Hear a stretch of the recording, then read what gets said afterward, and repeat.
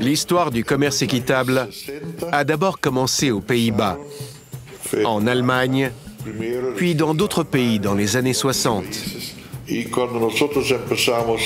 Lorsque nous avons voulu nous organiser, nous nous sommes rendus aux Pays-Bas avec 4 collègues pour étudier la possibilité d'étendre le commerce équitable à un public beaucoup plus large.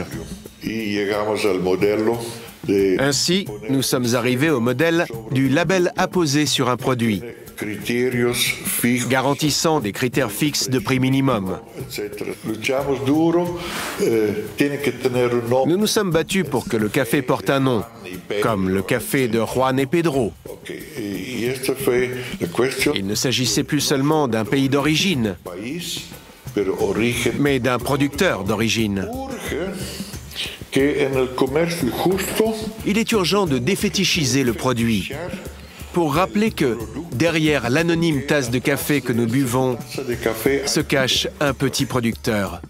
Pour Malongo, l'engagement du commerce équitable est un choix essentiel qui a été fait au Mexique en 1992 dans l'isthme de Tehuantepec, une rencontre avec des paysans indiens et Francesco Vanderhoff qui avait réuni une population de paysans pour leur dire on va s'organiser pour qu'au lieu que vous soyez pressurisés par ceux qui vous achètent en bord de champ très bon marché, nous vendions vos cafés à un prix décent, plus cher que le prix du marché.